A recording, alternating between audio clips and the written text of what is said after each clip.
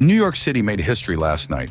Zohran Mamdani, 34 years old, Muslim, the son of Indian-Ugandan immigrants, has been elected mayor of New York City. The Democratic Socialist from Queens swept the 5 boroughs, defeating Republican Curtis Sliwa and former Governor Andrew Cuomo, who ran as an independent. For millions, it was a moment of pride.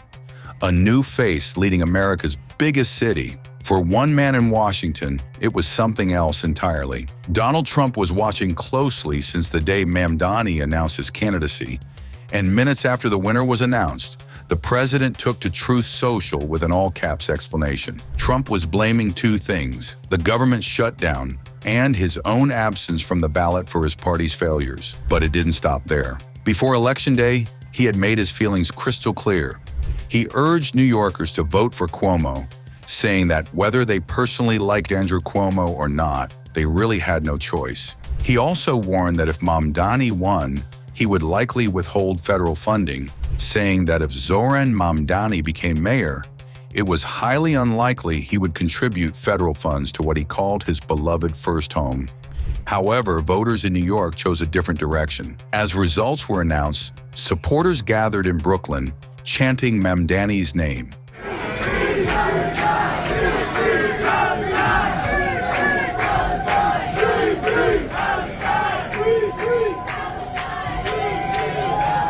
My name is Rabbi David Feldman with Neturei Karta International. We are here outside of this celebration area, and we celebrate and we say congratulations to Mr. Mamdani and to New York City for this new mayor, because we are delighted to see people, a person of principle, a person of courage, who stood up and despite all intimidations expressed his opinions regarding crimes being committed in Palestine. We share the sentiment of Mr. Mamdani, and we say that all that happened in Palestine the last 2 years, not only the last 2 years, but the last decades, is criminal. This is against Judaism. We are embarrassed when all of these crimes in Palestine is being done in our name, supposedly. State of Israel does not represent us, neither does all these false intimidation accusation of Mr. Mamdani. The people who tried to blame him as anti-Semitic, all of this is false, all of this is wrong. We have one of our banners saying, don't buy Zionist propaganda, anti-Zionism is not anti-Semitism. We consider Mr. Mamdani a friend of the Jewish people, as he expressed himself many times, while he criticizes and condemns the crimes of Israel. This is not a contradiction. This is something that people need to learn and understand. We are looking forward for a bright, beautiful future. We are going to send a message to the world. We are going to show an example of Jewish people living under a Muslim mayor in the United States of America. And people should learn and see how this can work. And this can work in Palestine as well. This can work in many parts of the world. We must overcome Zionist propaganda for the sake of everyone involved. Palestine deserves freedom, safety, and security. So do the Jewish people. God bless America. God bless New York City. During his remarks on stage, the mayor-elect responded with a message directed at the president.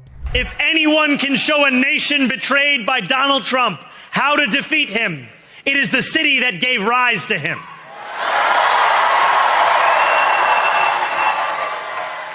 And if there is any way to terrify a despot, it is by dismantling the very conditions that allowed him to accumulate power.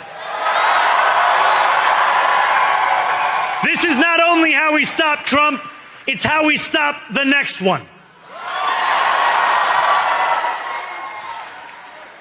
So Donald Trump, since I know you're watching, I have 4 words for you. Turn the volume up.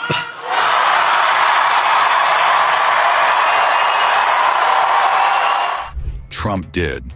At 2 a.m., another post appeared on Truth Social, 4 words of his own, and so it begins. That was the start of a long night of fury online. Trump called Mamdani a communist, a disaster, and warned that New York would collapse under socialist rule. Look, the Mamdani thing is it's a disaster waiting to happen. We can't have a communist in charge of a great, supposedly free enterprise, kind of a representative city. So I think if you have a communist mayor, I think it's going to be very tough for him and for the city. relationship with something like this so close to the election? Oh, I think it's a shame that that particular man is endorsing him and very friendly with him. You can see there's a relationship. He blew up the World Trade Center, right? And Mr. President, Didn't the man you're talking about blow up the World Trade Center? And he's friends with Mamdani? In one especially incendiary post, he wrote, "Any Jewish person that votes for Zohran Mamdani, a proven and self-professed Jew hater, is a stupid person." The backlash was instant. Jewish organizations condemned the remark. Civil rights groups called it dangerous. But Trump doubled down, insisting Mamdani was anti-Israel and unfit to lead. Behind the insults, something deeper was playing out. Notably, New York is Trump's origin story, the city of his towers, tabloids, and television fame. Now that same city had chosen someone who represents everything he's not. To Trump, Mamdani's victory wasn't just political, it was personal, a rejection by the skyline that made him famous. Still, Trump's warning lingers. Could the president actually punish the city financially? It signals that the feud between Trump and America's largest, bluest city is far from over. Thank you, my friends.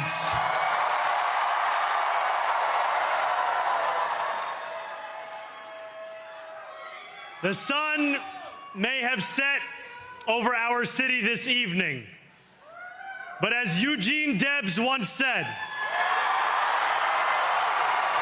I can see the dawn of a better day for humanity. For as long as we can remember, the working people of New York have been told by the wealthy and the well-connected that power does not belong in their hands. Fingers bruised from lifting boxes on the warehouse floor, palms calloused from delivery bike handlebars, knuckles scarred with kitchen burns. These are not hands that have been allowed to hold power. And yet, over the last 12 months, you have dared to reach for something greater. Tonight, against all odds, we have grasped it. The future is in our hands. My friends, we have toppled a political dynasty.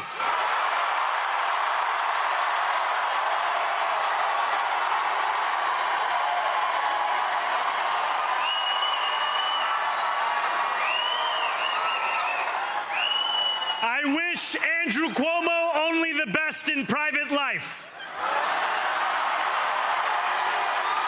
But let tonight be the final time I utter his name as we turn the page on a politics that abandons the many and answers only to the few.